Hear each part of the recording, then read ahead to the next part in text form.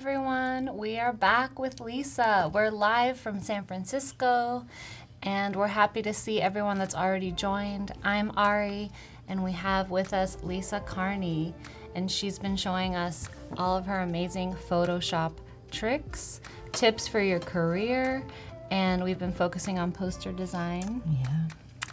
Lisa works in Los Angeles and lives in Los Angeles, and she's visiting us here. So who joined us yesterday? I see some familiar names. Ashish is asking how to watch again. You can watch everything as a replay on YouTube. So you can also watch yesterday's stream if you didn't tune in. And there's a lot of material, so you might you might have to pause and think about what you heard. I think there's an area where you can slow it down too. Oh, really? Yeah, you can slow because I know I talk kind of fast. Yeah, you can slow it down, digest everything from yesterday. I want you to know. Hi, Jennifer, Julia, Marcia, welcome back. Morella, Dananjay, Shahid, Hadil, Abdel Rahman. And let us know where you're from, as always. We love to hear all the different countries that we're representing here in our community. So we'll say hello if you tell us your country. Hi, Ernest. Heather's back again. Marissa's back again. There's the comment that I was telling you. Chad just mentioned that I made it through yesterday without swearing, which is a minor miracle because folks who know me know I swear a wee bit. You were very well behaved yesterday. Let's hope today's the same. We'll see. Nicole's back. Raphael. Betty's from Rhode Island. Julia's from Stockholm, Sweden. Ray's from London. It's really impressive. Ernest is from Dallas. William's from Pasadena. Hey, my hometown. Hadil's from Saudi Arabia. Oh, he said you can slow down the live stream as well. That's interesting. I did not know that. Yeah, well, you might need to do that at some point when Lisa gets revved up. Yeah, I've had my coffee too, sorry. Mohammed's from Indonesia. Stone says Iowa is a country. Being from Jersey, that's what I'm told. So you're in a different country. Noor says, I heard guacamole. So yesterday you said holy guacamole. Yes. So that was your biggest swear. That's acceptable, right? Mm-hmm. Jennifer's in Mesa. Mohammed says, nice to join this class. I'm glad you like it, and I'm happy that you joined as well. Tim says, I wouldn't slow down the live stream. Your stream will be out of sync. Yeah. Then wait for the replay. It wouldn't really work well. Oh, you missed the deadlines. Yeah, so if you want to, today we're reviewing portfolios. So in your chat pod right now on the top right, you'll see the portfolio review tab. And you can submit your portfolios. We'll be reviewing 2 of them today. So that has a deadline. And if you had slowed down the stream, you would have missed that deadline. Right. We also are doing a chat and win. So in a few minutes, we will be selecting someone at random to win free stickers from Sticker Mule. And you can customize those stickers, which is really cool. You get 100 of them. That's a lot. Yes. You can send me 1 or 2 because as you can see, I have no stickers. Yes. And Carla says, I love your work, Lisa, since seeing you teach on Creative Live. Oh, thank you. So you have some repeat That students. is good. Yeah, I have a bunch of classes on Creative Live that are fairly in-depth. Yeah. Yeah. That's great. All right, so should we start? Yeah, let's get started. Can I repeat some stuff from yesterday just so we can get all on the same page? I want to really reiterate that for me, it's all about getting good and then getting fast. So I'm really encouraging folks to slow down, which I know is very ironic for me because I'm always Speedy Gonzalez here. But it's a fact that if you could slow down while you're learning, you'll absorb it more. And you'll get further along. And also, I didn't mention this yesterday, but when folks struggle, when you all struggle to try to do these Photoshop techniques, do you know you actually learn more than someone who just can breeze through it? Because it's in the process of struggling and have to click in certain areas and look and work, you actually retain more. So if you're struggling, you're actually right on schedule.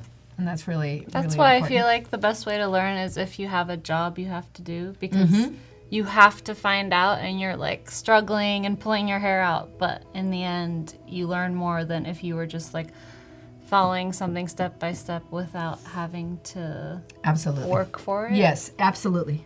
Yeah, it's kind of like when you ever you cook something and you have a recipe and you just follow along, but you're not having to think about it, then you can't necessarily just whip that dish up again. You actually have to open the book again because you don't remember, because it didn't retain. I do want to comment also, yesterday a bunch of people asked about, in emails that I got afterwards, about how they can get better, how they can improve. How you can improve is, if we're specifically talking about this kind of industry or these kind of things, go to this IMP Awards, copy a bunch of posters. Don't just do this one. Try the graphic solve. Try the container solve that we discussed yesterday. Try these different projects as an exercise, as a sample. Yeah. And that's how you get Tim, better. if you could put the IMP Awards link up again on the chat, so Cool. people And then can I have another remember. board. And then the other thing I really want to reiterate is technical learning versus creative learning. So I'm going to jump back and forth a little bit about technical learning and creative learning. And what I mean by that is like literally step 1, step 2, trying to copy versus, you just feel like being creative and trying some things out. And they're different parts of your brain. And this is the site I was referring to. Yes. So, IMP Awards, we discussed this yesterday, is an amazing resource for finding inspiration, samples. They go back, what did we look at that? Was it like 1920? I think they go all the way back to like 1920, so you can find all sorts of resources. And one of the things I did not mention yesterday that I'd like to talk about today when you're deciding on your design or what you want to look at or create is the golden proportion rule. And there's a little guide here. You guys can follow this. This is in art history books all over. You can find this pretty much anywhere. It's a really handy little trick to cut these out and put them over your design. And when you're trying to figure out placement of an item, use this as a guide for your design. And I often, when I'm struggling, you know how you go through those dry spells where, for the love of anything, you're just dry. You can't come up with any ideas. This is one of the things I do to help me with my design is I'll put a grid up.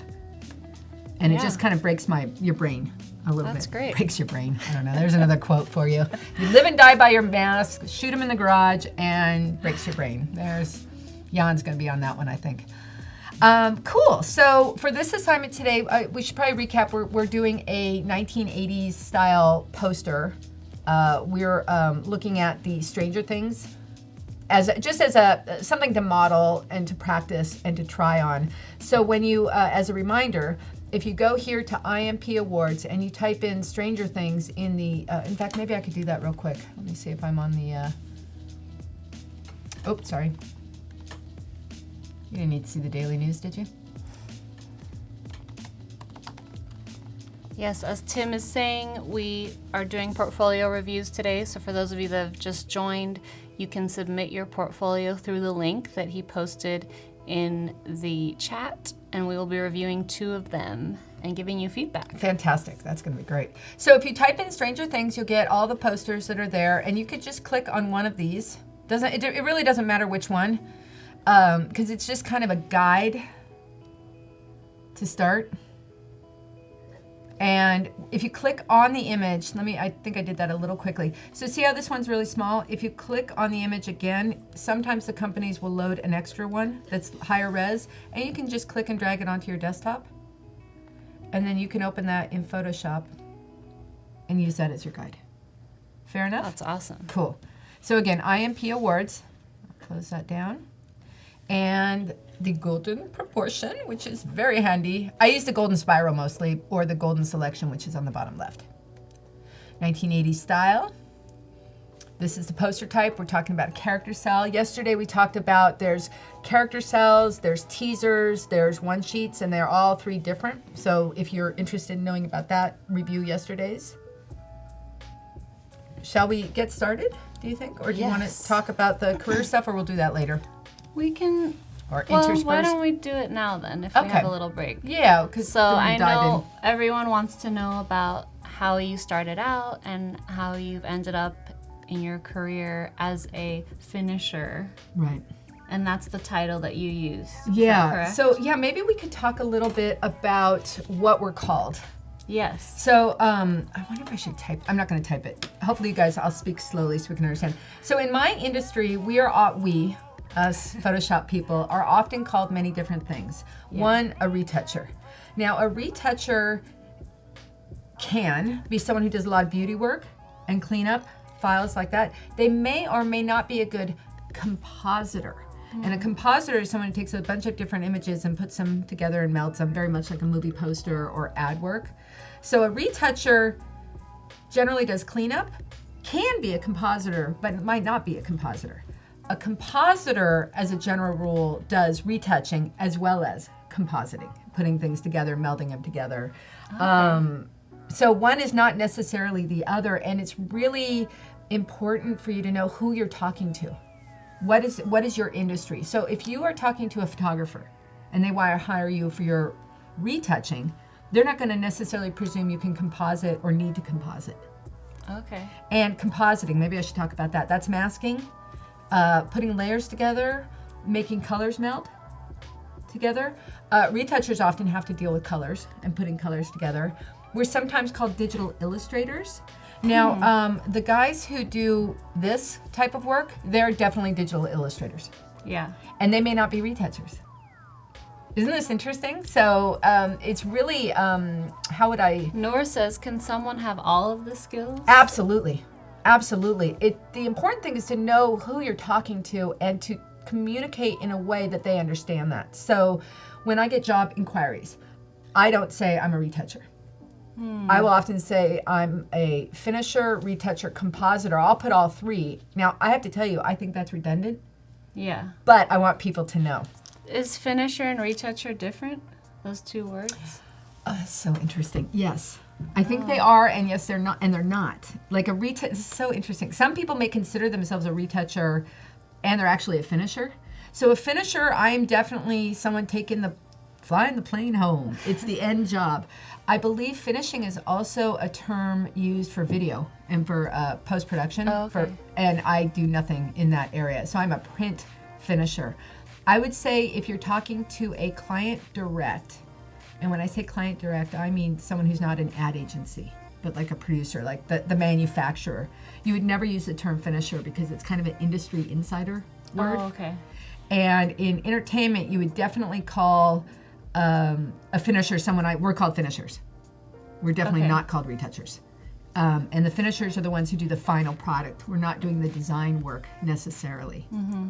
I hope this is not too confusing. One of the things is a finisher like myself can be a designer, and I do get hired to do design work. Yeah.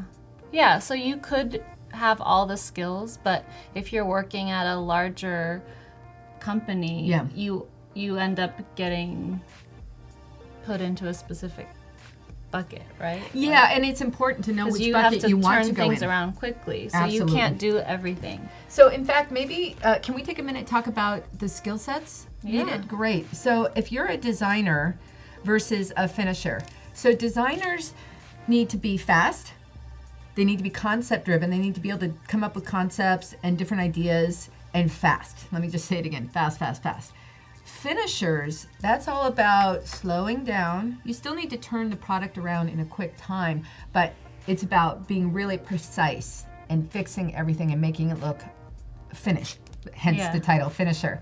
So usually you have a personality type that's different. Someone who wants to be quick and fast and come up with ideas.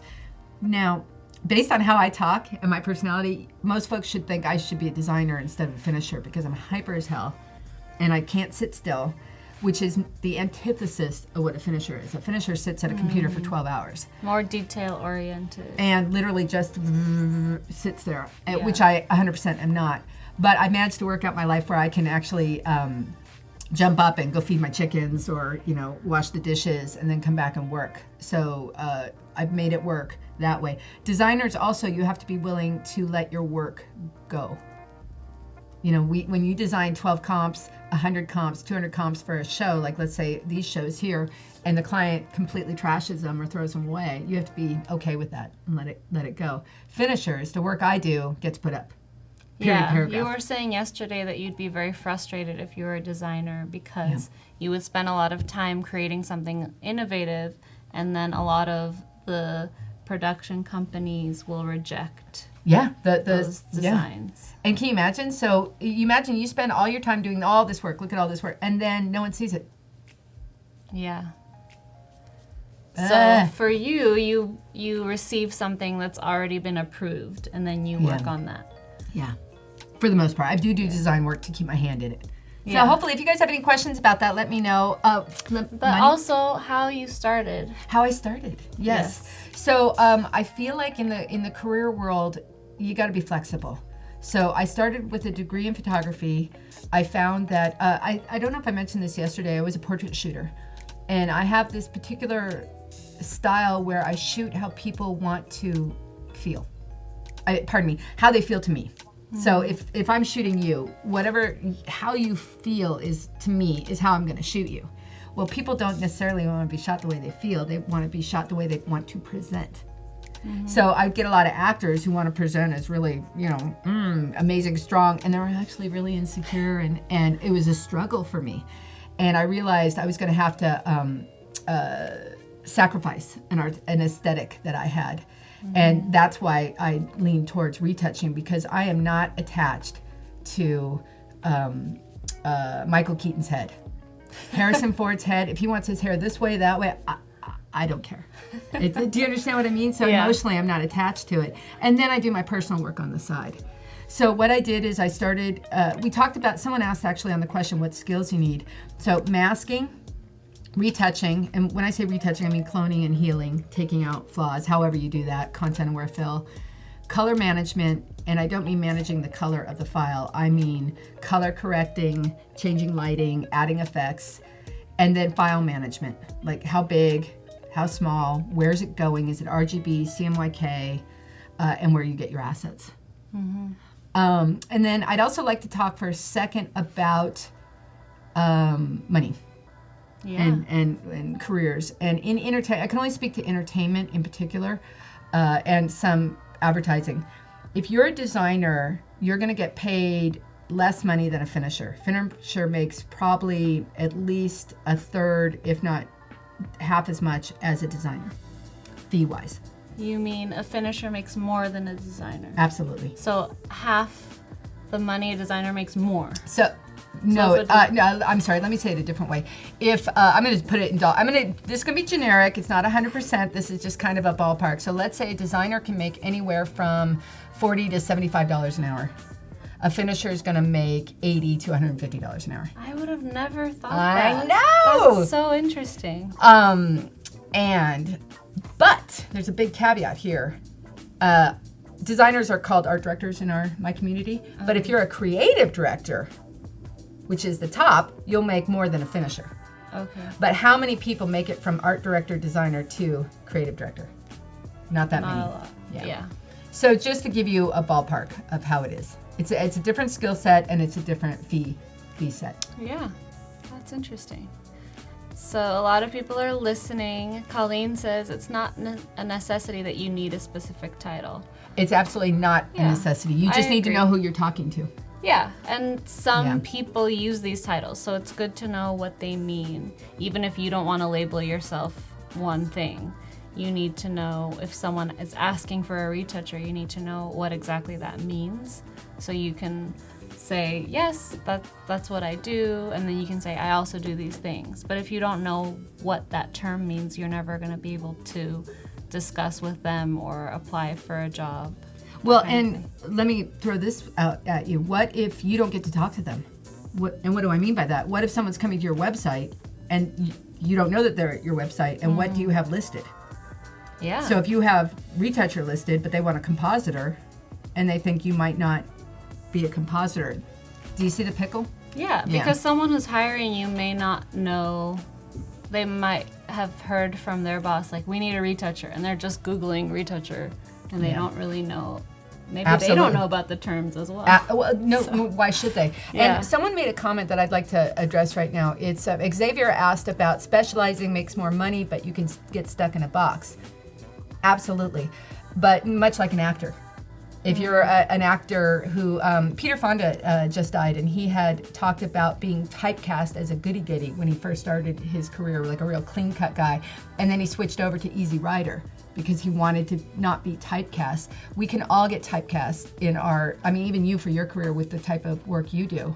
But people can get to know you for one thing, and if you want to be known for something else, you just have to do something else and present it differently.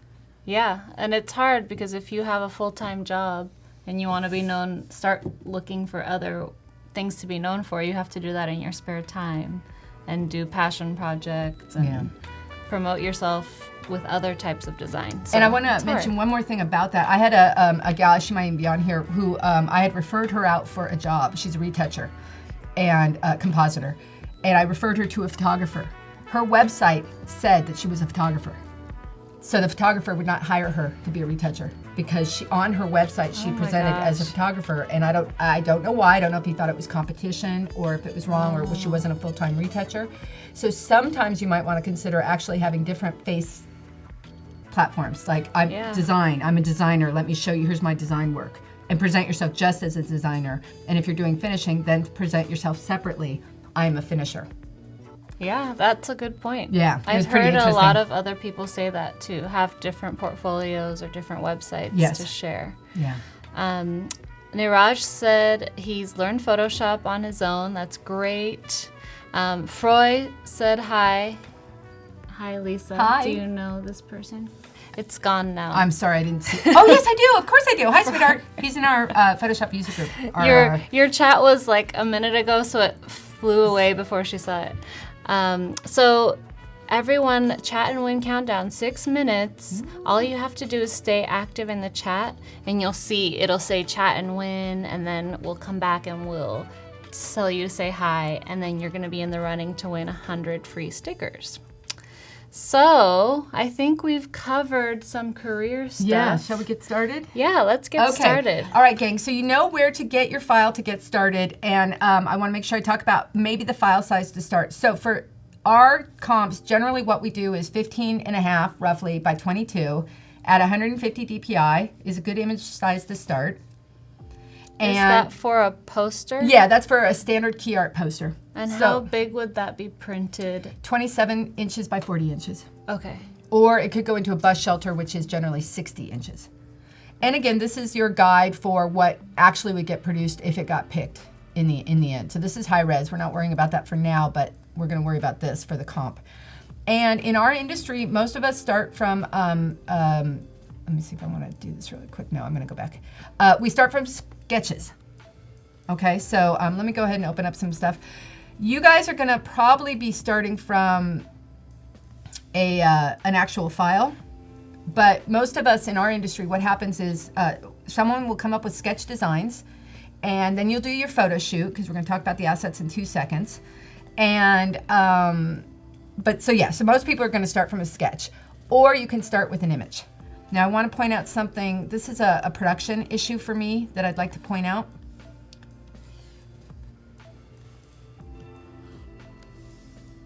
When you download the JPEGs off IMP Awards, what you're going to see is they're actually at 14 inches by 20 inches at 72 DPI, which is not a big deal because you can just actually change that to 150 DPI.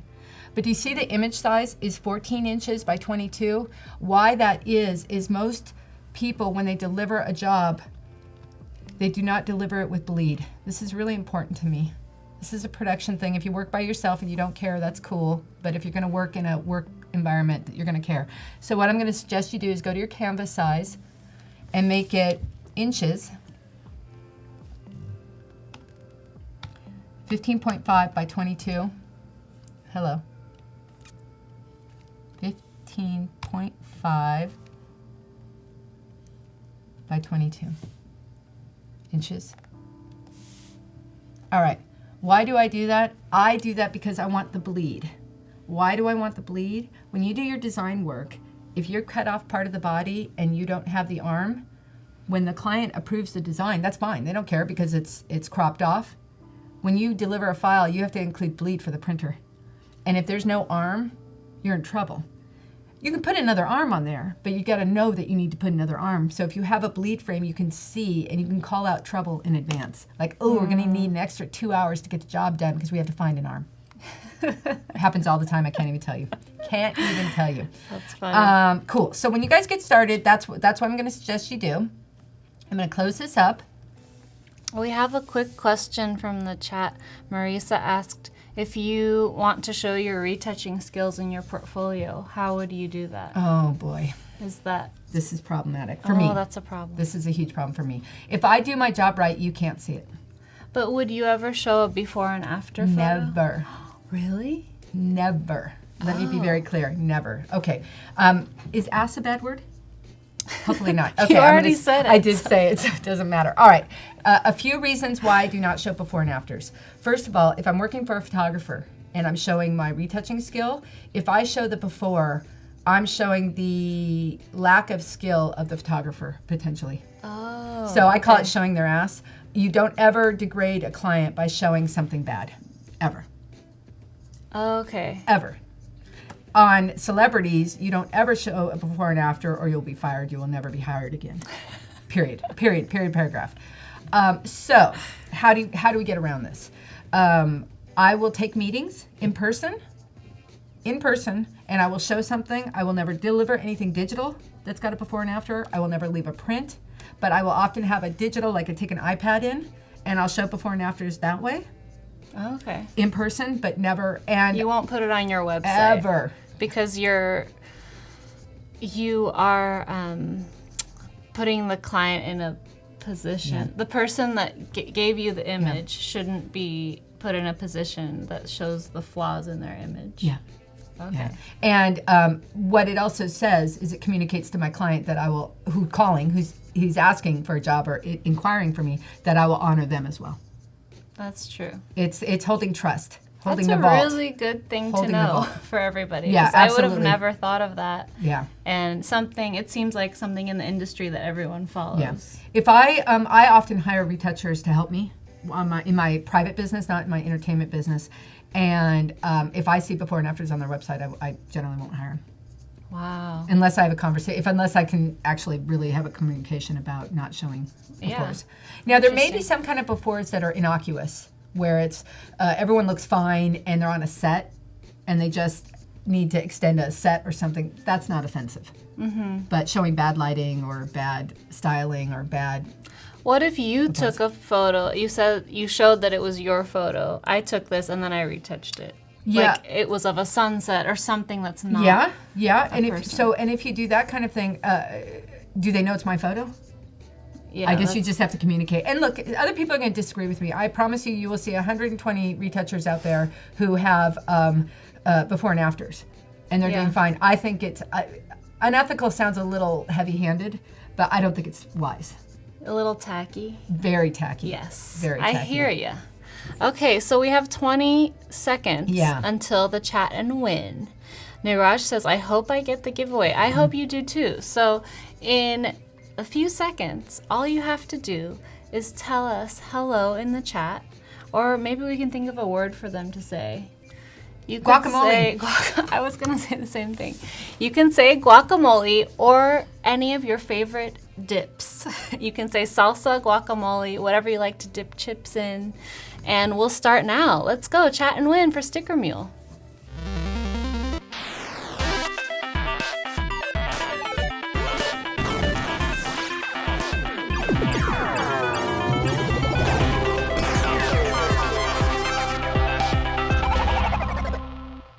All right, we're back. So let's get chatting. Guacamole. So funny. And do you know what? I hate guacamole. Really? I can't stand it. Isn't that funny? That's very And I'm from Southern rare. California. Very Isn't that crazy? rare for California. I know. Salsa! Yay! Blue cheese. I wanted to answer a real quick question, if that's cool. Someone asked about what do you do when people want to see your portfolio? I have a portfolio. It's on my website. I just don't show the befores. Yeah, she shows her work, and it looks amazing, so people should infer that she did a good job retouching. If it's bad retouching, you can see bad retouching. Yes. We all know that. Photoshop, what horror stories. Chips dipped in a martini. I love that, Marcia. Sarah Little, congrats. Yay! You won. So you win 100 3x3-inch stickers from Sticker Mule. Congrats. And thanks everyone who gave us all their dipping sauces. And for those of you that didn't win, you can still go to this link, stickermule.com/AdobeLive19, and then you still get a discount. So with that link, you get, what was it? So I don't say anything inaccurate. 10 stickers for $1. I think that's a pretty good deal. That's awesome. Yes. Guacamole stickers, come on. Congrats, Sarah. Yes, and you can do a little avocado sticker. That'd be so cute. And then you can send it. Send it to me. Send it to her so that she starts liking guacamole. Gross. Cool. All right, so I got to get going here. I'm not going to cover all the rest of this. So when we start your job, yesterday we talked about, it's cool if I just jumped in, right? Yeah, let's go back. When you start your job, we talked about yesterday about where do you get your assets from. So we talked about Adobe Stock in particular. We're going to use some plugins and filters to add some textures and effects. And yeah. There's more information from yesterday. So on the assets for this job, hopefully if you're gonna try this experiment, go shoot someone and go to Adobe Stock and pick out, for this assignment we talked about yesterday, it's fireworks, a fairground at night, some grass, and some clouds. So that's only 4 things, not too much. And here's the list: clouds, grass ground, fairground night, fireworks. Adobe Stock. Adobe Stock, yeah. And remember, you don't have to license these until you need them. You can comp with them, which is really great. We're gonna talk about this in 2 seconds. And when you're getting started, I have a request. This again is the production gal in me as opposed to privately working at home. Please try to remember when you build your file, start with the background, then have the people, have overall color corrections, grain and sharpening, type and crop and guidelines. Now, I know full well we're gonna have to have some color corrections underneath the people for the background, but this is kind of just the basic structure I would recommend having, and please do not erase down into reveal something. What I mean by that is you would never put this background on top of her and erase her out. You would put the background behind her and mask her out. Think of it like a pyramid, okay? So a little how-to. So let's go ahead and get started, yeah? Yes. Woohoo! All right. So I'm going to go to my assets real quick here. I have an assets folder. When I have a job, I actually start with a folder called assets, and I put everything in there. And I keep it with the job, and it gets archived with the job. And then let's say I have my hero girl. I'm just going to open her up fresh. I'm going to make a recommendation. I'm going to suggest that you open up your girl or your guy or your person, your human being, your dog. Oh, put a dog in there, it'd be so cute. And actually I'm gonna open up a different file, pardon me here. One moment. Mask them out separately. So what we're gonna do is we're gonna block this out. Let me just open this file real quick. Don't look here for one moment. I just wanna get something started. Because this is all sized properly.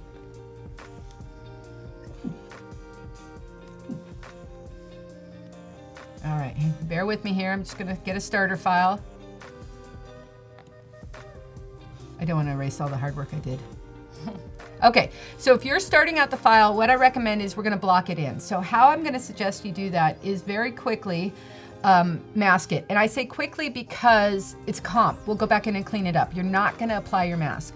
So a good production person always names their file. So I'm gonna copy the name of the file, Command Shift S, which gets you save as. We'll highlight the name, copy, Command C, double click on the name, Command V, and now that file name will always be there, and when I need it, I have it. You can crop it if you want to, because we only need her, doesn't matter. And what I would suggest is the select subject is amazing to start, especially when you're comping. So I'm gonna be on the W, the magic wand tool, and then the select subject will show up on top, and I'm just gonna click select subject. Photoshop Sensei is gonna get us started. Look how close it is. It's not perfect, but it's close enough for government right now. I'm gonna click the next button over, which is select and mask. And again, it's a comp, we're doing this fast. And I'm gonna just real quickly give it a little smart edge just to soften up the edges a little bit. I'm gonna hit OK. I'm gonna mask her, lickety split. I'm gonna go drag her over into the comp with the move tool, V for move tool. I'm gonna hit Command T for transform. And I'm maybe scale her, maybe flip her, maybe rotate her, and drop her in. Again, I'm blocking in. We're gonna refine all of this later. I can now close this. I have her in there. I've got my starter for her. I wanna say something that's very important. On celebrities and most people, you don't flip them. On your average Joe, like someone you're dropping in, you can flip them. A celebrity, you never, ever, ever, ever flip them. Ever. Oh. Ever. They may have a mark. Cindy Crawford, she's got her mark. You don't flip Cindy Crawford's face. That's true. Yes. And skylines. You don't. You generally don't flip a skyline. You do not add extra cities in a buildings in a skyline. If you're putting Seattle back there, it's Seattle. You do not add a building from New York. Yeah.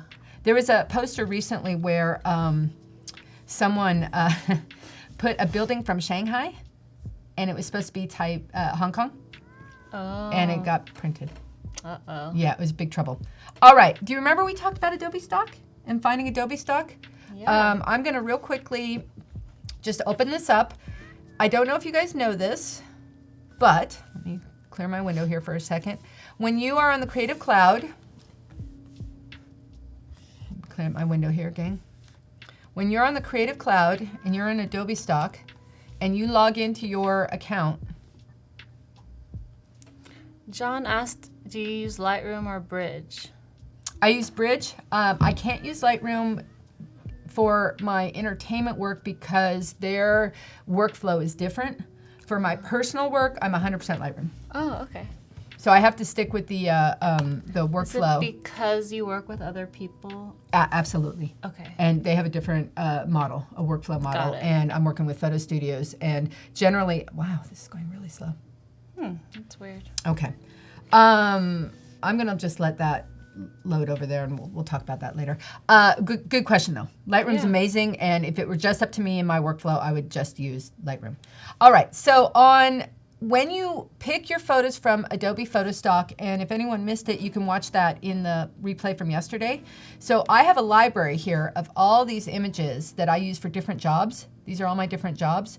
And the live stream job, I have already gone through and made a bunch of selections. So what I'm gonna do is turn her off, and I'm gonna say, let me find a ground. And I put a bunch of different grounds. And just pay attention here for a second. If you hold the control key and click on your image, you can do this here, placed, linked.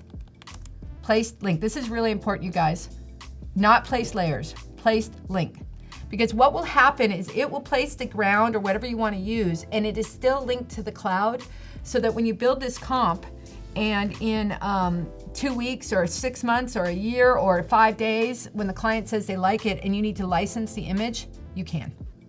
Okay? Oh, okay. And it's automatic. Now, I have no watermark on this one because I've already licensed this image. Let me put a separate one in. I'm just gonna click and drag to scale it. You guys, I know it's hard to see on the screen, that's got a little cloud icon on the layer. That's how you know it's linked to the cloud. I'm gonna put a different image in that I did not license. So let's say I'm not sure, and I might wanna use this one, place linked. This one's gonna be a lower res image, and I'm gonna Command T it, and scale it up, and place it where I want it. And it's gonna have the watermark in it until I license it, okay? So whichever one you want is fine. Let's just stick with this one. And I'm gonna put that on a 50% opacity so I can see where my border is. And you know what you might wanna do while you're blocking this out? You might wanna go ahead and put that frame that's in this particular one, because I have to tell you, when I'm working on a job and there's extra space that I don't need to fill, I find it really distracting. So there, I'm blocking it in, see? This way, I'm not distracted by what's going on. So we've got the ground in. Now let's get some the village, the carnival. Village. Like, what's it I called? used to live in a village. All right, I'm gonna place linked here. for this little one, Command T. You'll notice it has the watermark in it. And I'm just gonna roughly place it. Again, the beauty about Adobe Stock too is you can just kind of drop some stuff in and decide as you go. Yeah, it's great to test it out. And you can check the scale. And let's put one more in. Oh, a lot of people are just joining. Hi Howdy. to India. Hey Monte. Hi OC. Hi Mandy. Welcome all you new people. So what I would do at this point too in the blocking in is file management. So you can see your layers are going to start building. Why don't you grab and hold the shift key down and click on the layers for the carnival and put them in a folder. Shift click to select, click on the folder icon on the bottom and call that carnival. So now I've got the grass and the carnival. Let me put that sky in. And do you notice I'm really trying to pay attention to the art hierarchy, what's going where. So I'm gonna go back to the background image and I'm gonna pick the clouds. I'm gonna place linked. I think I'm gonna flip this and scale it up, make it big. Hi Felipe. Hi Yifeng. And now, just because I'm having trouble kind of seeing what I'm doing, I'm just gonna put a little quick mask on the grass because I'm finding it distracting. So I just added the layer mask icon, clicked on that, go to gradient tool, G for gradient tool, and draw a little black mask. I'm feeling pretty good about this. This is coming into play. Okay, my horizon's not quite right. I'm not gonna sweat it, just move the carnival. We're gonna tighten all this up as we go. So now the last element we're missing are the fireworks. Now you have to decide where you want the fireworks. I think I'm gonna put the fireworks above the carnival because it's gonna go in the sky. I might want them behind, but for now I think up top. So which ones, it doesn't matter, and hopefully you guys have all gone through and found some. So there's one. Put that up in the upper right-hand corner. I don't know. Place linked. How about this one? Now again, do you remember that folder thing? I'm gonna put these two in a folder. Shift click the name, click on the folder, called it fireworks. Now the fireworks are a little tricky because you want them to not be black opaque. So I'm gonna change the layer mode on the fireworks to screen. And that way only the light will show. Okay, so I put the whole folder. Now I've got a pickle here. I like pickles. And that is that this top firework is blocking the other firework. So inside that folder, the layer called firework, I'm gonna put that one layer on screen. And so now it's transparent. So the layer mode on the layer is screen, the layer mode on the folder is screen, okay? Cool. So I now have her blocked in and have that blocked in, and you're gonna wanna save that. So I'm gonna just save this to the desktop. I'm gonna call it prep just so I have that. Cool. I'm gonna close this and now I wanna talk about something else. So we masked her out quickly. We'll clean it up later. By the way, you took this picture of her with your iPhone. I did. You just found her at the coffee shop? She works at Fizz on Cahuenga. Sunset and Cahuenga in Hollywood. That's funny. She's very sweet. She's perfect for this too. I know. I'm gonna finish this toaster up for this. eventually and totally take it down to her. She's really sweet. Yeah. So do you see it's just really blocked in, and look at the layers I have here. Here I didn't have the fireworks in, but you get the idea. We haven't mentioned today that you guys can get the PDF or the deck of this. You just have to email me. Tim put it in the feed. I already sent the PDFs of yesterday out to people. So great. So it's just Lisa at lisacarney.com. Yeah, or and just go on our website and go to the contact form. Yeah, and when you put in the subject, put Adobe Live Stream. I get a lot of emails and I just need to know who you are, otherwise you'll go away. Cool. Now I'm gonna make a suggestion on this, and that is maybe isolate what you're doing because it gets really confusing. Just build the background first. That means don't even worry about her. Get your background going and then do her, because especially when you're first starting out, it gets really overwhelming. And this is a sample of what I've got going. I'm going to open up this file in a second. So basically, I know you don't have the background from the movie poster isolated that you can see it. I'm just showing it to you this way. But you can kind of get an idea. But this is that technical learning I was talking about. Like, just kind of clear your mind, get rid of any distractions, and do one thing at a time. Don't try to willy-nilly do everything all at once. Mirella says, I don't even have words for what I'm watching. This is amazing. Yay! That makes me very happy. Yeah. Block in. Let me see if I have it here. And for those of you that have just joined, you can also watch the replay from yesterday. Lisa was with us yesterday, and she shared a lot of stuff that she's bringing up again. So you might want to watch that. Definitely. As well. And I'm going to be honest here. I know I'm going to throw away a bunch of stuff here because I just want to show you a little bit.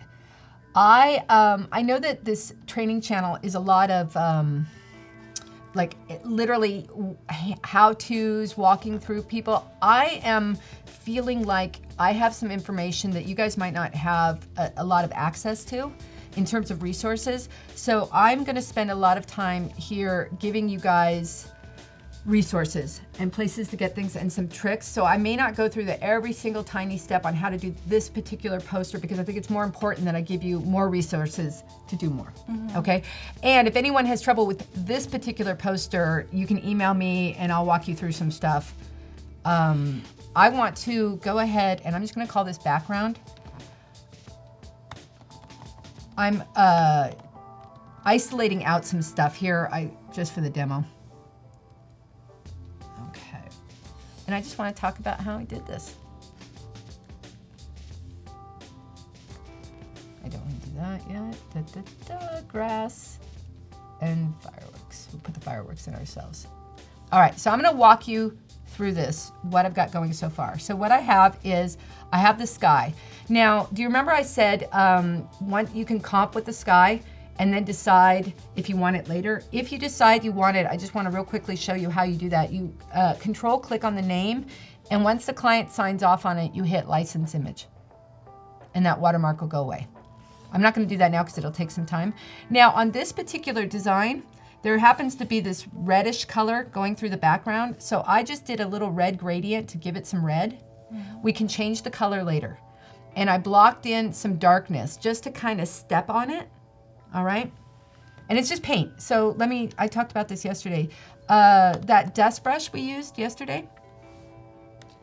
And if you want it, you can email me and I can give it to you, but I have this really great dust brush and I often use it to put in atmosphere. So what I'm gonna do is just take this big old beautiful dust brush, have black as my foreground color.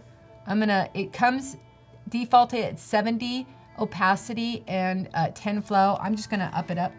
Break it up a little. And this gives me just a little bit of a black blob. I know this is not exciting, but it's gonna get exciting. The next thing I had is I put the grass in first just so I can see it. Tim asked, would you license the image before showing it to the client? Depends on if the watermark's an issue. And if you wanna use your credits up. So that's on you. I will be honest, for me, it's worth the, $10 an image for me to pay to have my comp look better. So especially if it's a new client, I'll do that. Yeah. Okay. So on the grass, again, I'm trying to have this, I should open the sample up next to it. On the grass, I know I'm gonna have the grass go dark. The other thing I'm going to suggest is you guys don't freak out about all the color matching exactly. We're going to do that at the end. So when I'm doing a color correction on, let's say, the grass here, I'm going to put a curve to darken it. I love curves. But I don't want the curve to darken the whole image. Now, what most people will do, I'm going to actually pull the highlights down. What most people will do will be to clip that, holding the Option key, to clip the curve so it only affects the grass. But I gotta tell you, when you're building modularly and you have to deliver this, and do you remember we talked about all those different formats you need, the 37 different boards? I don't wanna have files with a lot of clipping. It gets very confusing. So what I'm gonna suggest you do instead is change that layer set, grass, to normal. And if you have a layer set on normal, any color correction will not affect anything but the pixels there. This is really important. What are the other layers set to? What do the other functions do? I'm saying if the grass is normal, what are the other layers set to? They're not normal, just normal. The grass is normal, the curve is normal. Okay. What happens is if you have the grass set at normal, the folder, any color correction. So let's say I want to colorize it red just for giggles.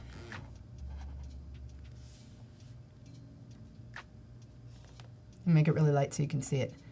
It's only affecting the grass because it's inside the folder. If I take it outside the folder, it'll affect the whole image. So this is about keeping your work modular and able to move. So it's really handy. Now, the grass, I think I made a mistake, and the grass should probably go under the carnival. The carnival's gonna sit on top of the grass.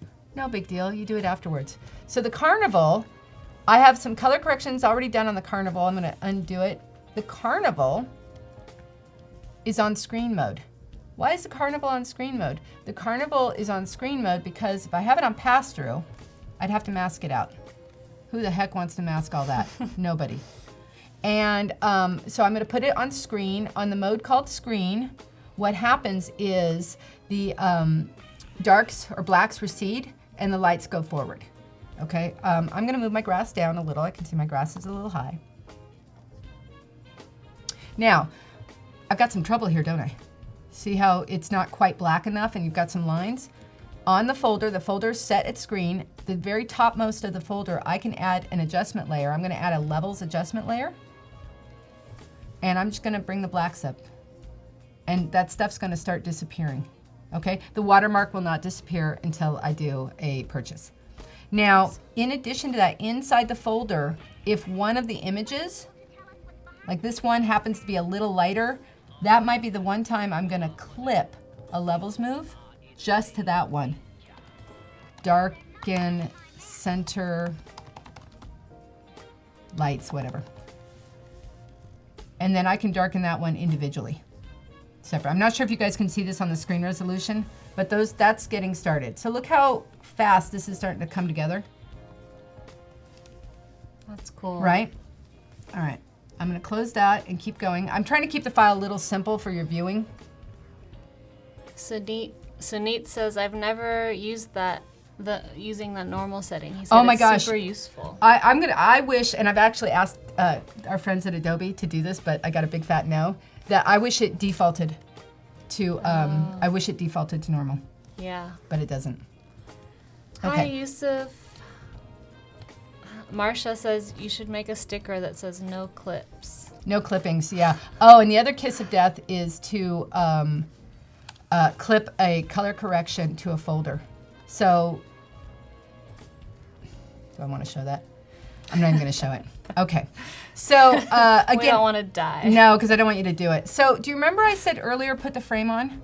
Put the frame on because I don't want to worry about any area outside that I don't need to worry about.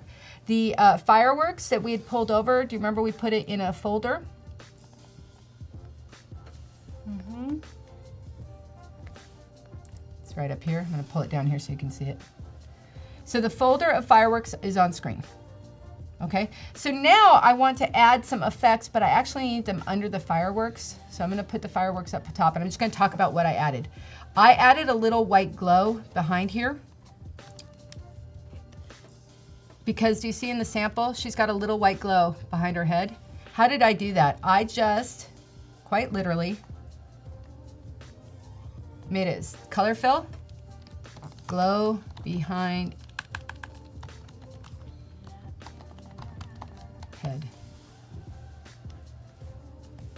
Put a black mask on it. Use the gradient, I love the gradient tool. G for gradient. White is my foreground color. Click and drag. All right, well that's a little too much. Lower the opacity. Little glow, 2 seconds. Okay. The next thing I did is a little color balance. This I put in afterwards, so I'm gonna go ahead and delete it because you won't know that you need to do this until you start doing the color. Now the other thing is, do you see she's got this magenta that's kind of light? behind her. So I did the same thing. I added a magenta layer, just like that color fill we just did. It's just magenta. But look what I did here, which is a little different. It's on normal mode. Because if you look, it's actually screening back some of the stuff. So if I put this on screen, screen's kind of similar. If I put it on color, it's dark. And if I put it on normal, it's opaque. So you're gonna make these kind of decisions, and you can change these things later. Do you guys know if you hold the Option key and you click on Add a Layer Mask, it will put a black mask? Oh, that's great. To start. And then I'm just gonna paint with that ubiquitous cloud brush, pardon me, to just get a little bit. I'm gonna add to this later, okay? Now, I added some darkening behind the figure, but you won't know to do that yet, so I'm gonna throw that away. And then I added a little contrast because the poster's got a little more snap to it. So I added that. I added it underneath the girl because I want to control her color and contrast separately. Because she's gonna be a little more difficult. And I added a glow behind her because I can see on the, I don't know on your screen if you guys can see this, behind her she actually has a bit of a glow. But I'm gonna delete those for right now because you won't know that you need that yet. So right now I'm feeling pretty good about this background. I'm gonna save this. Please save often because I think people don't save enough. How many people have lost their jobs halfway through? I had a gal. Everyone has. Oh my God, I had a gal a friend of mine who was masking. I think she spent 2.5 hours on a really intricate mask, had never saved it, and it crashed. Oh no. Oh, so please save often. All right, how are we doing on time? Okay, it's 10:30, we're about an hour in. Any questions so far? Healing brush and the watermark. No. I don't, I don't want to talk about that. That's not cool. Just license the image. It's just better. Yes. We didn't talk about budget. Budget for comping and designing. I will, if I know the job that I have is going to include a lot of stock imagery, which this job would clearly, because I'm not going to go out and shoot fireworks. Yeah. I will actually ask for a small budget for stock. You know, $500, $300, just something to cover the cost so that I'm not eating it. And if they buy or purchase the job, they 100% pay for the stock, 100%. And in fact, I have them buy it themselves, not through me, so that they have the license. That's really important. Have your client buy the stock so that they have the license. That's on the one that's actually gonna get produced. Cool? Yeah, because if you have the license, and then they want to do something else with it in the future and you're not on the job anymore. That doesn't work. Same with fonts. Yep, cool. Hi, Claudie. Welcome. Oh, Tim says, doesn't Photoshop have autosave? Yeah, if you turn it on. Yeah. Yeah, it sure does. You just got to turn it on. All right, so I want to talk about the character, and this is one of those things where I'm not going to spend a ton of time in this presentation on how to color correct her to match this guy because it's going to take a really long time. I am going to talk about some of the techniques. I will happily post a little YouTube video about how to really go through every single step, but it'll take at least 45 minutes minimum just to do her. Okay, so I just want to manage expectations. And why is that? Let me explain that. So first of all, just like the background, ideally you want to try to separate out what you're looking at so you're not confused. So when you guys are at home working on this stuff, try to like isolate out the next stage and put a black thing so your eye is only seeing the color that you need to see. Otherwise it gets really confusing, okay? Now, this is extremely important conversation for this. We need to manage our expectations here. This was a professional photo shoot, a gallery shoot for a very well-known Netflix show. What do they pay for that? Anywhere from $10,000 to $30,000 for a photo shoot. I have a little camera and I shot it in the garage in the backwoods. This is not gonna match. You guys, whatever you're working on, this ain't gonna match. The quality's not gonna match, the lighting's not gonna match. I mean, even if you're a photographer, if you have lighting at home and you can try to set it up, rock on, you're way ahead of the game. So I'm saying this because you really have to manage your expectations. There's no way a 2-minute shot in a garage is gonna match a $20,000 photo shoot. Okay? No. Not going to happen. So get it as close as you can, and we'll go from there. That's the next stage. So it looks pretty close to me. well, it's pretty good job. not too bad. I'm going to open this up. This is going to be a little complicated. There's a question from Marisa. How does it work for the client to buy the license if you're working on your own Creative Cloud account? How do they license the images? Oh, they go to, you send them the link to Adobe Stock with the image, and they purchase it, and they can download the photo and send it to you. Oh, okay. I know it seems like a pain in the ass, but it's just, for me, it's safer. It's just safer. Or you can purchase it separately, Tim says. Like you can purchase it twice. Okay, total true. I 100% do that. Yeah. I purchase it twice because I don't want them to, they don't need to send me anything. I buy it. I don't tell them that I bought it. I tell them that they need to buy it. And I send them the link, and it's on them. It's on them to buy it. Mm-hmm. And it's $10, it's $20. Bill it in. Yeah. And can we talk about something for a second? No stealing. Look, no stealing. It ain't cool. It's never worth it. Well, it's not even just, it's not cool. I have stuff on Adobe Stock. I don't want people stealing my stuff. Yeah. And we're artists. We're doing work. We don't want people to steal our work. So don't steal other people's work. It's 100% not cool. That's my little school marm look right there. All right. So I'm going to flatten the background for the sake of this conversation. And I'm going to open up a separate file of him. And why am I doing this? I'm doing this because, as I said, it's a little easier if you just isolate out sections. So I'm going to put a black layer here. I'm going to throw it away later. All right, you're going to be a little scared when you see all the layers, I think. Oh, I threw them out. I have to open up a different file. Pardon me. Tim says, and stay in school. And stay in school. And call your mother more often. Text her. Write letters to your mother. Yeah. I want my baby to write letters to me. Aww. Right. You only have one? I only have one. How old? 15 and a half. Oh. He sometimes sends me a text when I'm up here. It's really sweet. Good night, Mom. All right. So here's what I'm going to do. I'm just going to flatten this up real quick. Pretend you're not watching me. La, la, la, la, la, la, la, la, la.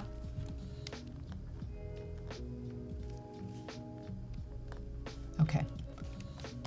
So what you're going to do, you guys, is you're just going to start out like this, okay? Let me close this behind. I'm actually showing you different samples also because I think it's good to realize how different everything can look. Do you know what I mean? He looks different than that blonde girl, which looks different than yours.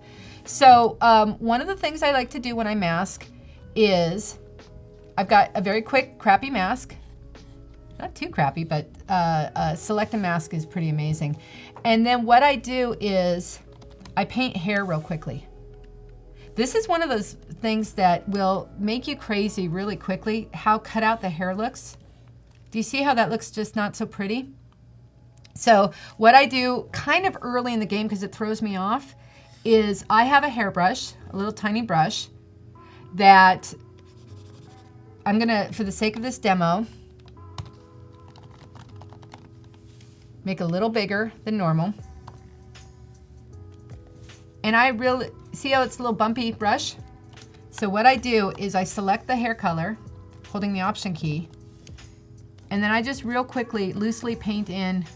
You'll be amazed how much better it looks just having a few little wispies. Yeah. So she doesn't look so cut out, especially so much because, more natural. Right? And especially because the sample you're following has such flowing hair. It's such a big part of the job that it gets really sad quickly. I just feel better. Don't you feel better? And then there's if she's really raggedy. What a relief. Right? So give yourself some hair. Now, do you remember I said about the color correction? Put it on top. Again, she is going to be separate from the people. You've got to put her on, she is separate from the background. Please put her folder on normal. If you start this way, the process is so much easier. If you do it the other way first, meaning it's on pass-through, and then you have to go back, it's a pain in the butt. Okay? All right, so let's talk about all these color corrections. There's a lot, I'm sorry, and this is the way it goes. This is how the job goes. I'm gonna make it black behind her. All right. So I'm gonna one by one go through these and then talk about why I made the decisions I did. and why there's so many. Because this is exactly how the process goes. And in fact, if I do this fast enough, I'm gonna show you him, and that's the real job. And I'm gonna show you what they really did on the job, because it's fascinating to see what we have to go through to make color corrections. So on the decision making, I felt like the blue and the cyan were too bright compared to any blue that they had. So I did a hue saturation where I just took the cyans all the way down to saturation 0 and the blues, saturation maybe nearly 0. This is hue saturation under here. You can replay this. I know I'm going fast. You can replay this. And look what a crazy thing I did. I labeled that minus blue cyan sat. So that if I got hit by a bus and you had to pick up this job, you would go, oh, look, that's minus blue and cyan using hue saturation. I also felt like her yellows of her shirt were too bright for the job. So I did the same thing. I went to hue saturation. I went to the yellows and I took the saturation down. I'm gonna show you a little trick. Hold the Option key. Click on your add a layer mask, adjustment layer. It's on the bottom. It's blocked right now on the screen, but if you hold the Option key, it gives you the opportunity to label. Minus sat, yellow, and then if it has an opacity, you can write that. When you are in this function, and you're on the properties, you can click on the little targeted tool and say, hey, what color is her shirt? And click on her shirt, and it will take you to the yellows. So if you're not sure if it's cyan or blue. Oh, that's a good And now I can just take the yellows down. You might want to mask it in and out if you want her face to stay yellow. I probably didn't even need to mask it. So I'm gonna leave that, unless I kind of want to make them darker. And if I want to make the yellows darker, I might not want her skin yellow. Her skin to go darker. Yeah. But right now, I'm gonna leave it. And we're gonna keep going. All right, oh, no, I'm definitely not gonna leave that. It's way too dark. I'm gonna mask it out real quick. Oh, I have that darn hairbrush. I don't want that darn hairbrush. I'm gonna switch my brushes. You guys, I know I'm going very quickly. This is kind of an overall, general little lesson thing here. And as I said before, I will post on YouTube, on my YouTube channel, I'll post a, Do you post a lot on YouTube? I do not, but I've decided I'm going to. Jesus has inspired me. Yes, All I'm right. sure I love everyone Jesus' here will channel. be your Yeah. subscribers. Cool. So right now it's really antiquated. I do have a channel, but we'll talk about that later. All right. Now I started to paint hot white. This is a really common thing. We call it rim light. And how you make it, most people do this. They paint hot white on normal for a rim light. I have a problem. My problem is my folder is on normal. If my folder is on normal, I cannot paint with pixels or they will show through. I could clip her, but do you remember I already told you I don't like that clipping thing?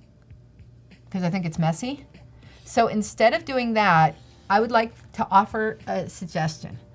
Go to the adjustment layers, always holding the option key,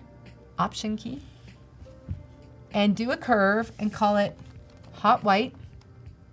Spell it correct or not, I don't care. And I don't know if you guys know this, but in a curve, if you take the bottom black dot and slide it all the way up, you now have hot white. And you notice it only is affecting her because it's mathematical code, it's not pixels. It'll make your file size smaller, and it's just cool.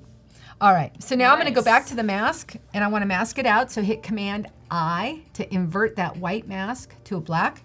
Take your paintbrush, and now I can go in with precision or quick or fast, whatever, and paint her rim light, however I see fit. Okay, and you can go back and forth, back and forth, back and forth, and do this till you're pleased. All right. Now I started a quick color correction to start making her more magenta because I was looking at the other gal, and then if I look at this is a color correction issue, and this can be really complicated, right? This can be kind of hard figuring out how to match a color. I'm going to give you a suggestion. It's called auto color. I'm going to throw that curve away. I'm going to hold the option key. I have a handout on this. Go to curve, call it auto color. I put question marks when I'm not sure. Do you guys ever do that? Like if you're in the middle of a technique and you're not quite sure if it's gonna pan out, and do auto color. And then try it. So what I'm gonna do, pay attention to this as quick as possible. I'm gonna hold the option key and click auto. Do you see you have these options here? Enhance, color, fine, dark. I'm gonna click on the shadow. Do you notice I have my sample over to the left? I'm gonna click on him and say, what's his shadow color? And click there, it'll pick that color. I'm gonna click on the midtones. Go over to the clicker and click what's a midtone on here. Now he's got 100 colors, so this is not gonna be perfect. And the big move comes when you do the highlights. And do you see how it's starting to shift the color? You can go warmer, cooler, it depends on where you're cutting, or you can actually just change it here. And let's say I like that salmon on the highlights, but the midtones, I want it to be cooler. I can move it down. You notice it hardly moves because the big move's on the highlights. Oh. Okay? But I'm gonna say this is okay. I'm gonna say this is fine. Now, very important, please pay attention. When I hit okay, out of that box, then I hit okay here on the auto color, it's gonna say, hey, do you want these to be your default colors? And no, I don't. Okay? And then, once I've got that auto color, then I can look at this and go, you know what? I think she wants to be a little darker, or she wants to be a little lighter, or maybe I wanna add a little more blue back in. You have choice. Do you see? All right, so that's auto color. Then I'm gonna go through this a little quickly because I got so much more to show you. And then I took a little more cyan out of her when I first did this, but we already did that. We don't need to do any more. Hot red. I wanted to put a hot red rim light on her. That curve is a hot red rim. So how do you do that? Just like that white. Do you remember the white? Hot red. You see how the red's going? Can get hotter.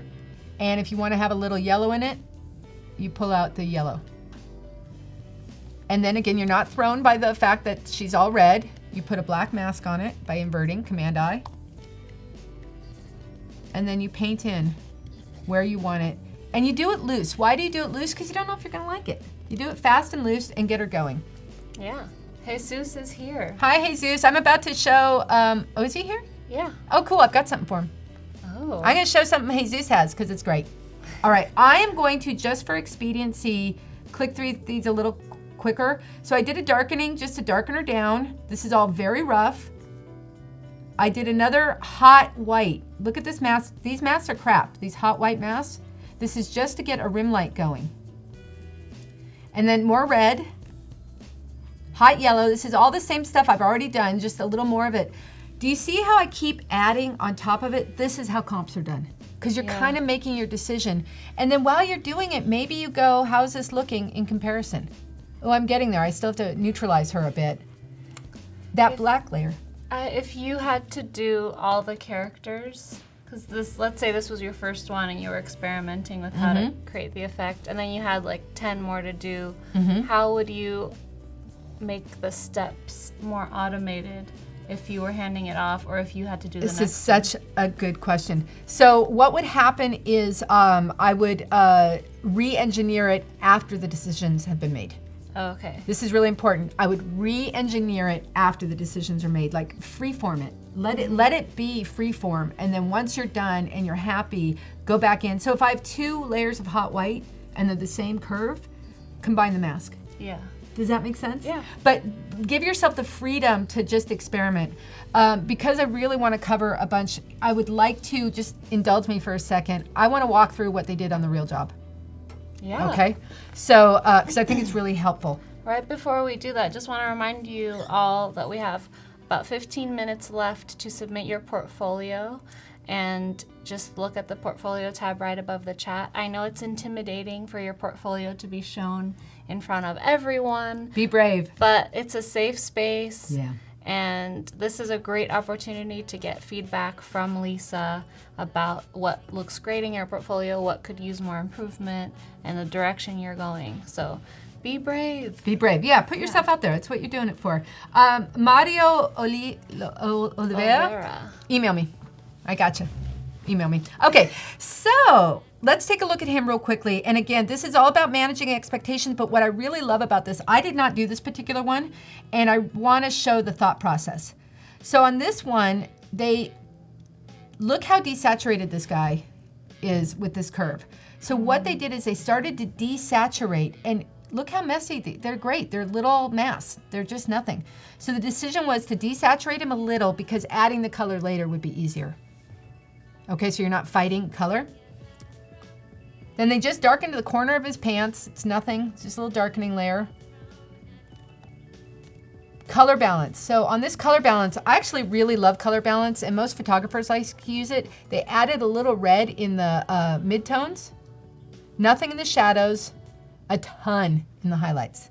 So what that allows you to do is shift the colors only in the highlights and a little bit in the midtones, and then on top of it, they just masked it in. So let me zoom in so you guys can see this. Look, it just adds a little extra to the hair. But do you see how it's just incremental? So again, here's another one, and they're all labeled. They're labeled by dates. I don't know if you guys can see that they're actually labeled by dates, and why that is so you can see who added it and why. And some of them are such tiny moves. Look at his shirt right behind Ari's head. It's just adding a little warmth to where it was blue. It's really subtle, and I can talk about these color corrections later. They're just not the biggest issue. His face. Their faces needed to get light and add some color, so they added red. You can see the curve. And then that's on his shirt. I wish they would have written things like shirt, not just curve. So this is, again, it's kind of a courtesy thing, because this is what it's like for someone else like me who has to pick up something. This is the tiniest thing, but it really made a difference. It was the arm. Oh, and the shorts. That's another one on the shorts. Wow. Look, there's nothing, it's just a little hot. So let's look at what the curve is. It's just a hot curve. Just adding a little white, and the mask is nothing. It's just a little. I think people get really amazed when they see how subtle a correction is, or how sloppy, or sloppy's the wrong word. Maybe not tight the mask is. So look at this. This added highlight, which just pling. Yeah. It's just painted hair. Look, it's not even like painted like crazy ass perfect. It's just big shots of hair. But what's the curve? It's a hot curve with a little red in it and a little yellow. That's really Isn't that amazing? And it's not paint, it's a curve, so that it doesn't have to be masked. I love it. This is probably, if you're gonna pay attention to anything, this is the one that makes the biggest difference. So it's to this not look. paint. It's not paint, it's just an adjustment layer. So let's talk about how you make it. Okay. You make a curve. I like to put bullets on my curves. Hot, so I know it's an adjustment layer. Hot, white, for hair. And when you're doing this and you're not sure if you're gonna like it, do a different one for the hair and the hand and the face so you don't have to erase it. And then once you like it, you can combine it. And then you can do hot by just moving the curve this way.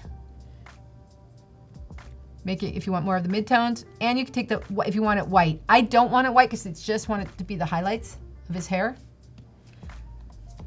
Command I to flip the mask to be black. Take that hair paintbrush, that same hair paintbrush we used before, and with white, I'm gonna just make it bigger so you can see it for this demo. This is a little horsey, but you would do it. I'm gonna increase the opacity so you can see it.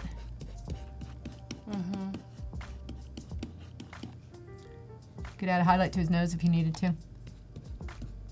But do you see how it's just adding that extra bling? This is where you want to take your time. This you don't want to hack. Yeah.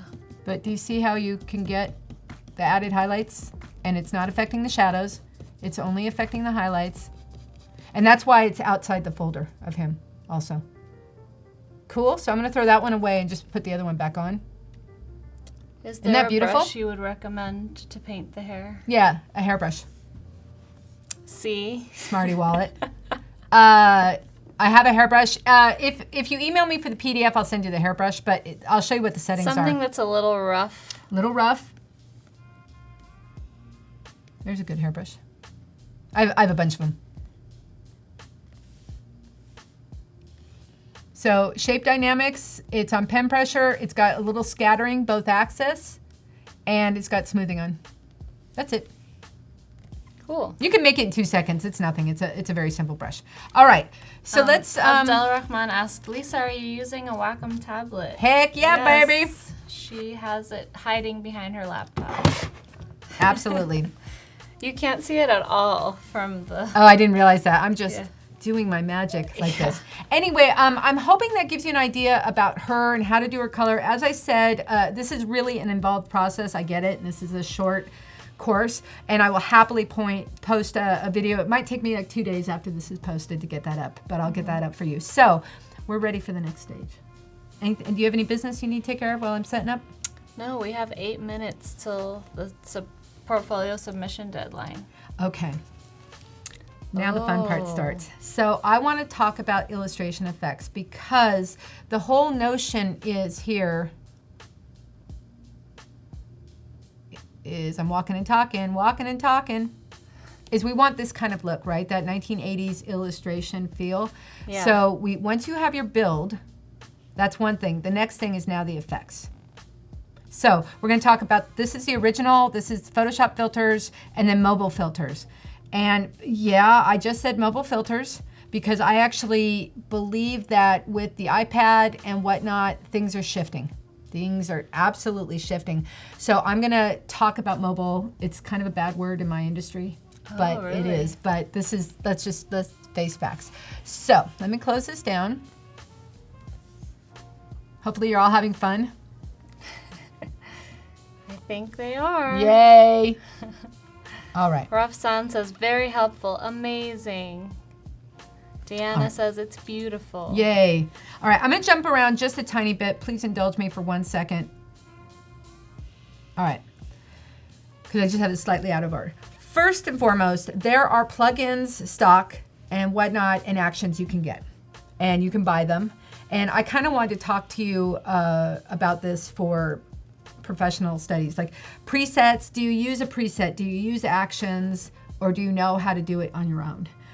I'm gonna tell you, I would really hope that you guys can learn how to do these effects on your own, but I will tell you, for example, I know how to do a sketch effect. I know how to make one. So the fact that I have purchased an action that does a sketch effect that I actually really like, for me, is 100% worth it. This action costs $7.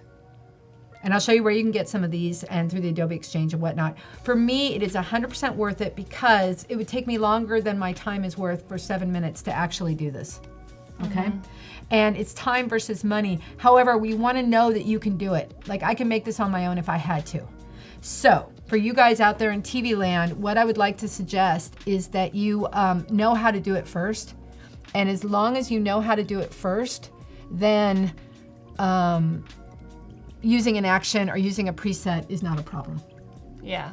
Okay. Yeah, because you want to understand what the preset is doing. Yeah, I mean, don't what wanna if the blindly apply it and not know how it happened? What if that company goes out of business? What if your new update? So I had a big issue when Photoshop 2019 came out. A bunch of my actions didn't work anymore.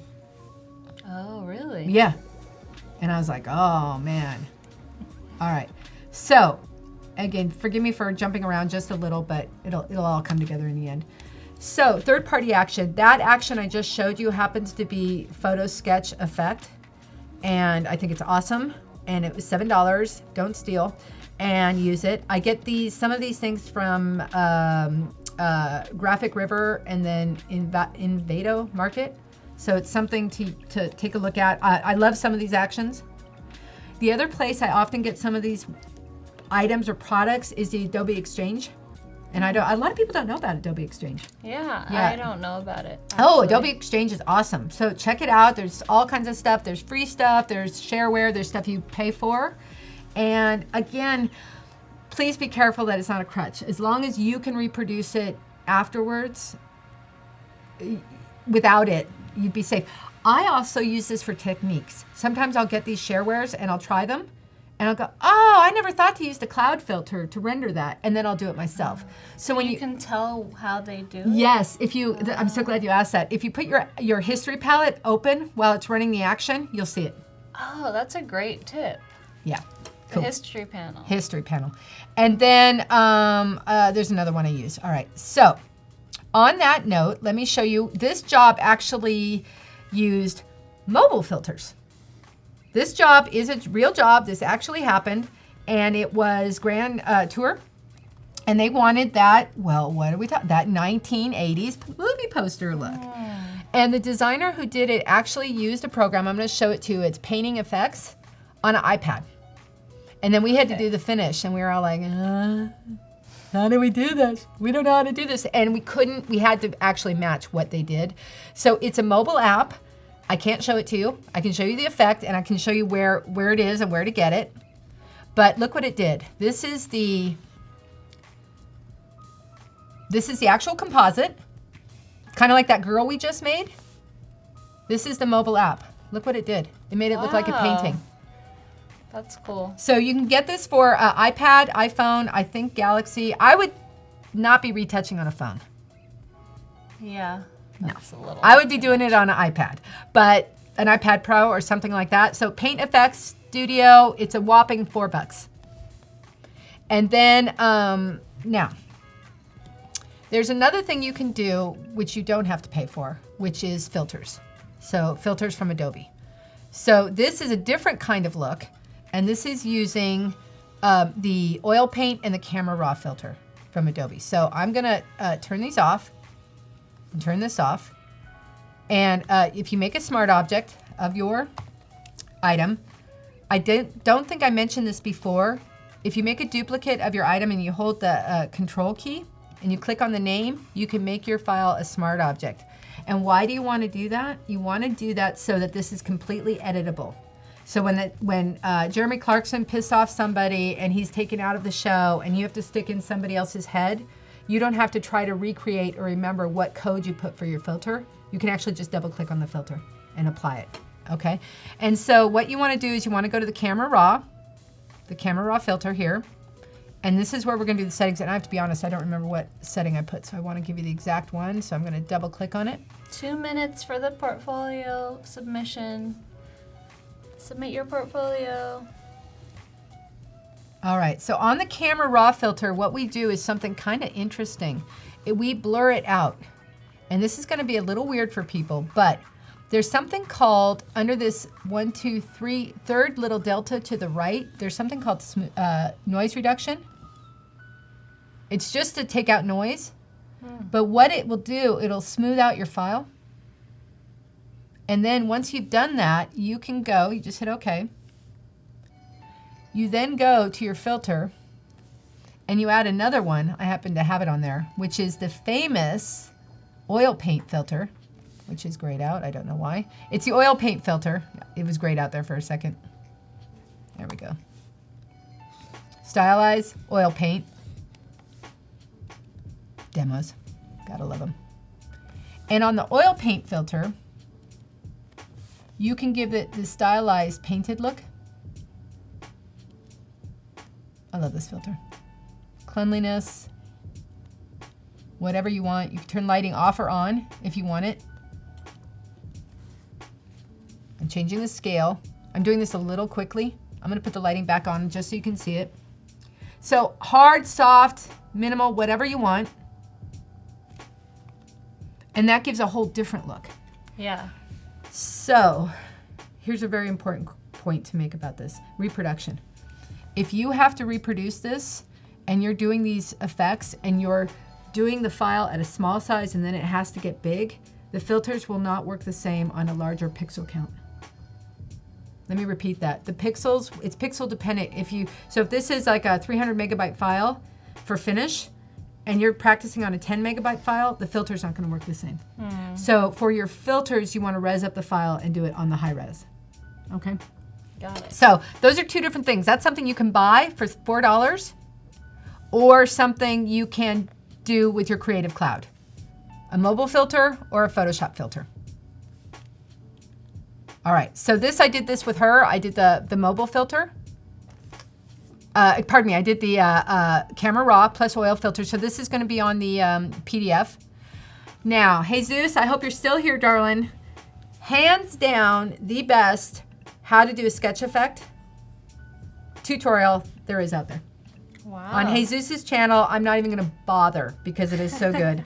And it's about a half an hour. It's amazing. You can find it on the Photoshop training channel, and it's with Tony Harmer. It's awesome. It's my favorite one. And there's no point in reinventing the wheel. I will open up the file I have that has it, though. I'm pretty sure I have it. Cool. And right after that, we can review the portfolios. Oh, I don't have it. I'll have to make it. Why don't you go ahead and review the portfolios, and then I'll redo the So effect. we have to go to space first. Did you know that? I love space. No one Really? can hear you scream. Okay, well, we're gonna go there, but we will be right back, okay? Everyone stay.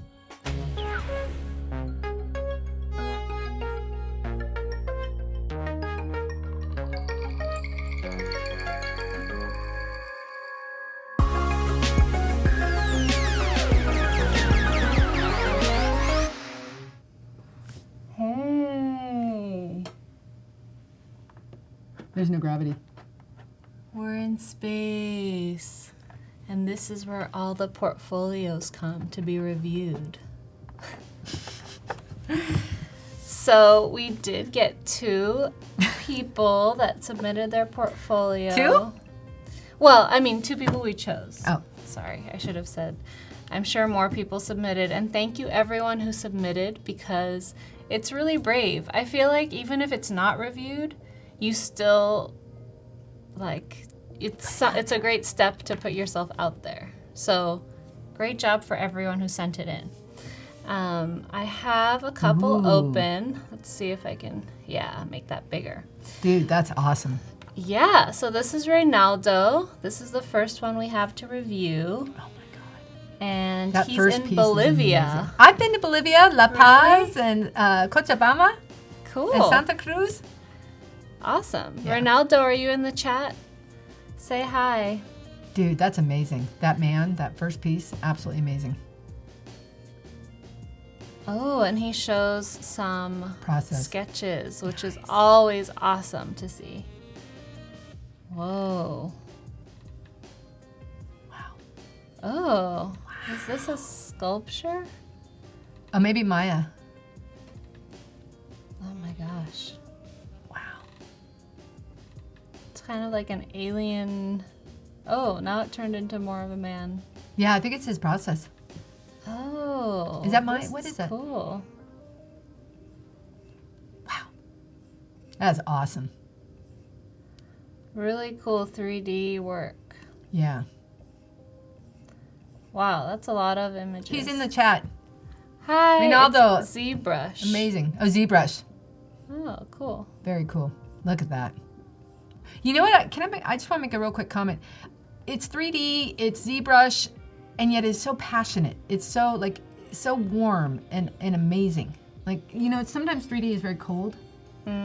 Yeah. And these are, I mean, look at that. I feel It's very that. expressive, Yeah, which is cool that you fantastic. achieved that. Your lighting's amazing. That's really cool. Oh, look, this is reminding me of some of the stuff we've seen.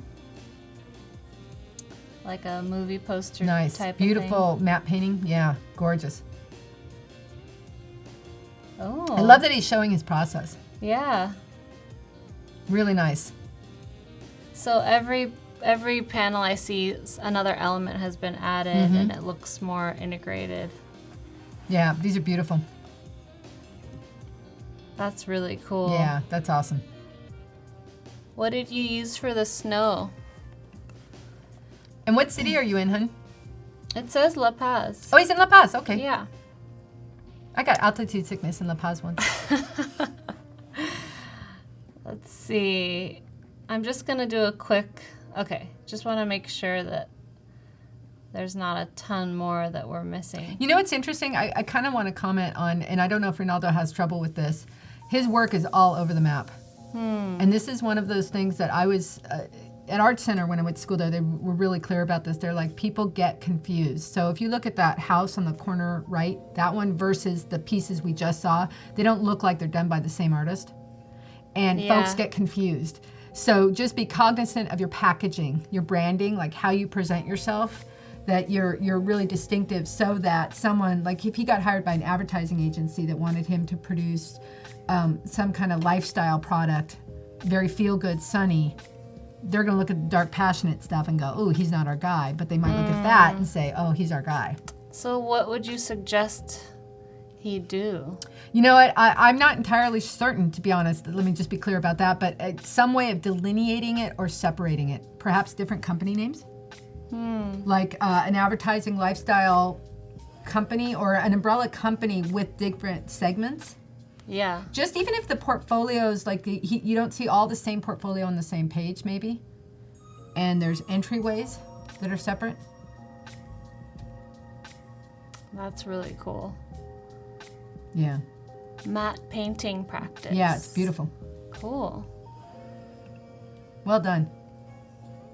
Ooh, what's this one? Survivor. Oh, this is going to be fun.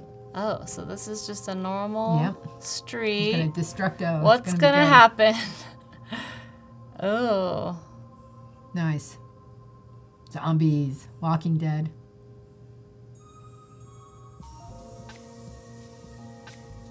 Yeah, it's fantastic. Cool. Absolutely fantastic. That's really cool. Yeah, so maybe just a little more focused. Well, yeah, or just delineate it separately. Mm-hmm. Yeah. Yeah, you could have a section on, because this is really cool what you've done here. So it's obvious that you're really good at sketching as well as compositing, and so that's like what we were talking about before. Maybe you need a separate portfolio for your sketching. Yeah. This is so cool. It's amazing. The light, You're the treatment of lighting is beautiful. Yeah. Really, really good. And it's cool to see how it progressed. Yeah. That's really a great comment. The progression.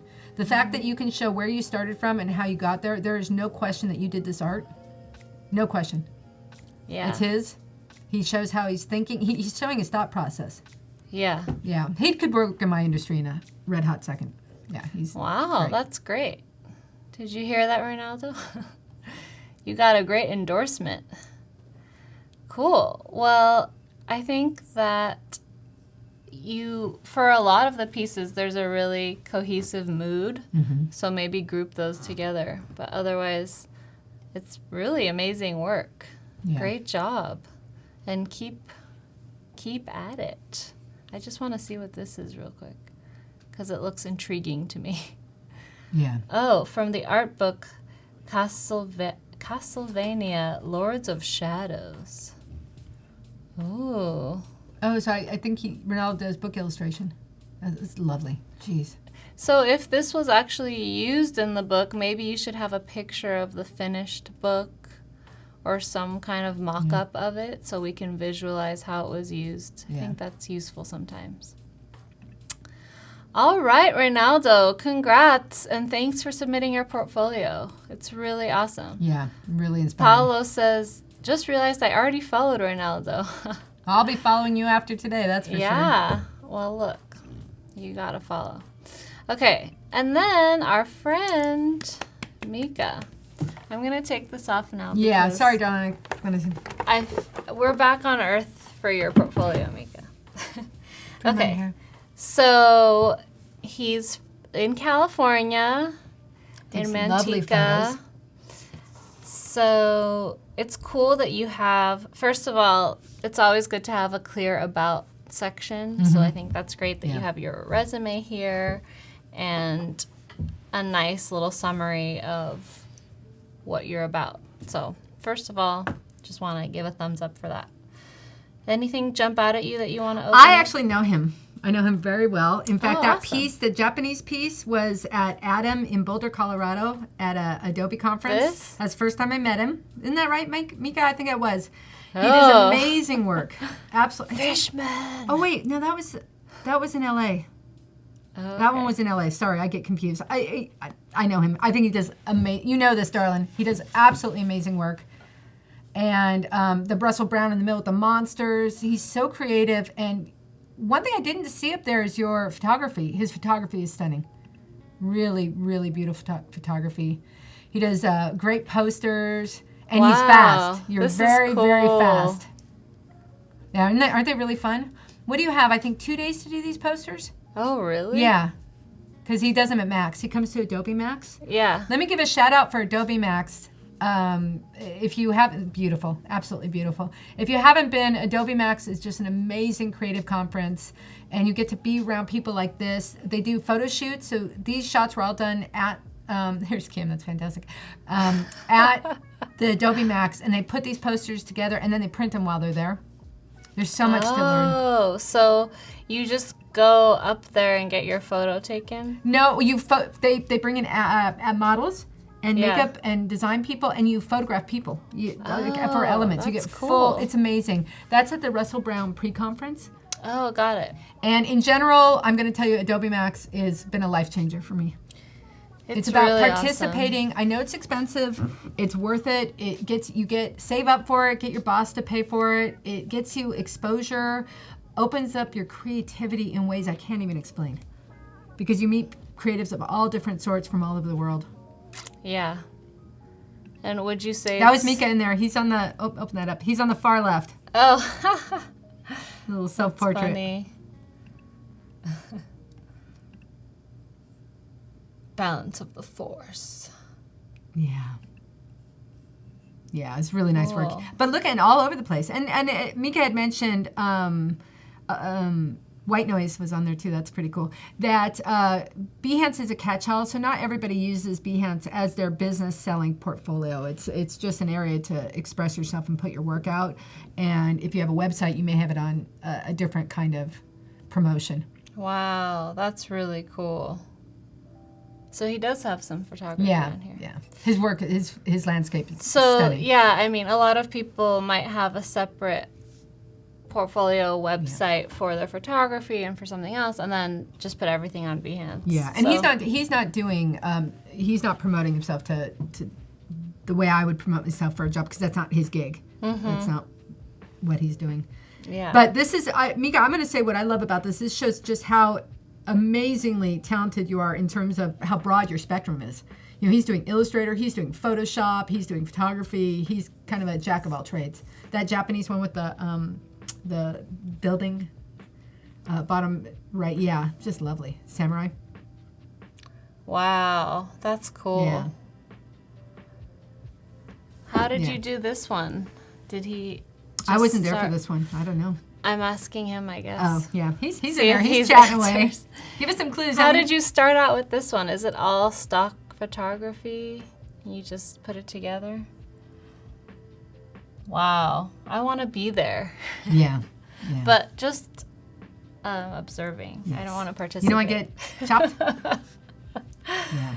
Your atmosphere on that is beautiful. Really beautiful. That dust brush, I'm telling you.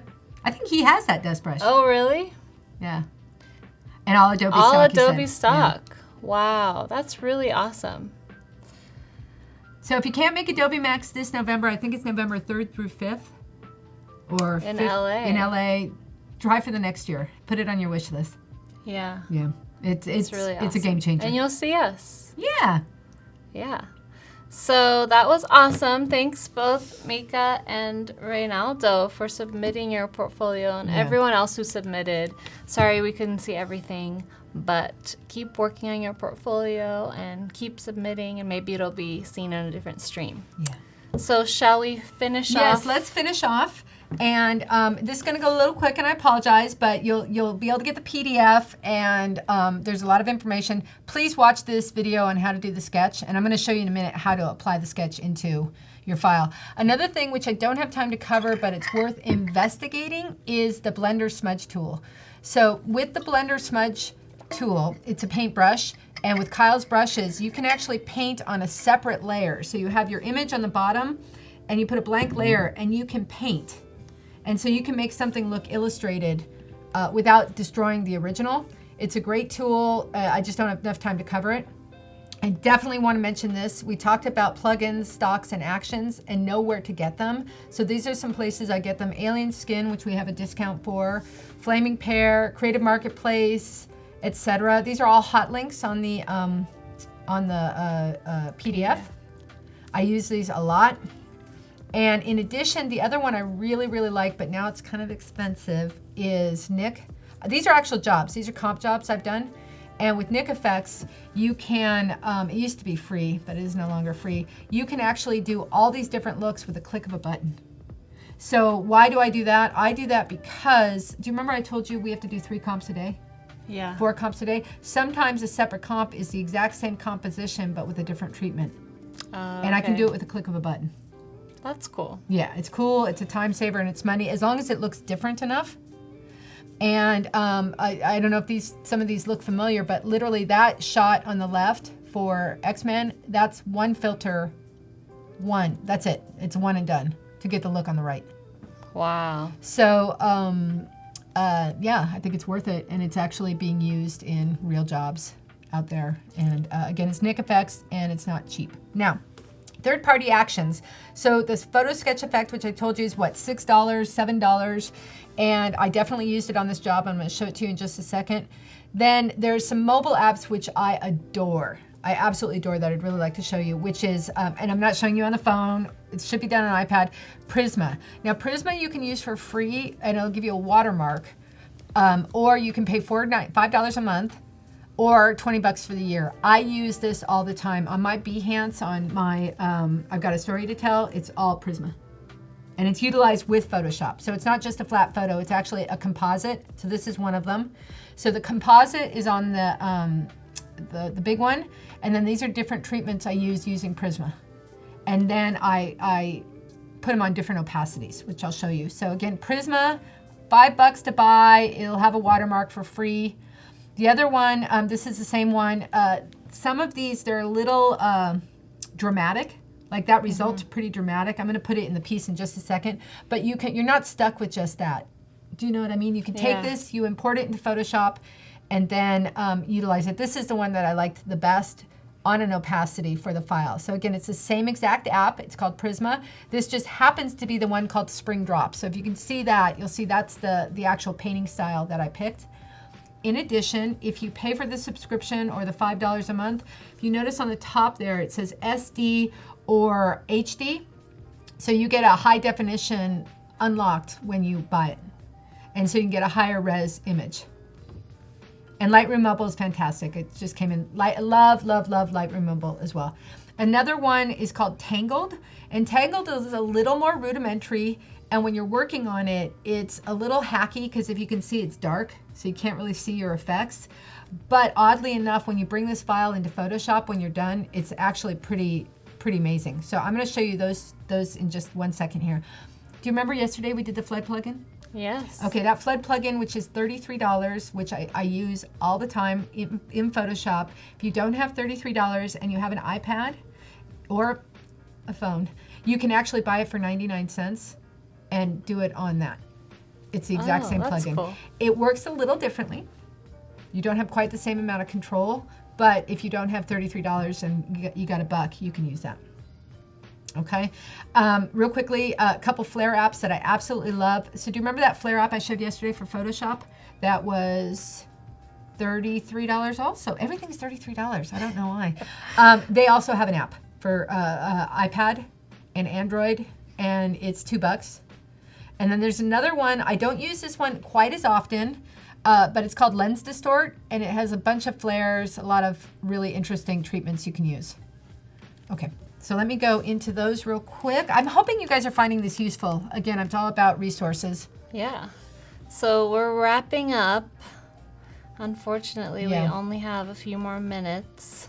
Yeah. But we'll go back to what we created. Yeah. And show it off again. It looks really good. Yeah, it's getting there. And she doesn't have the frame on, but that's all right.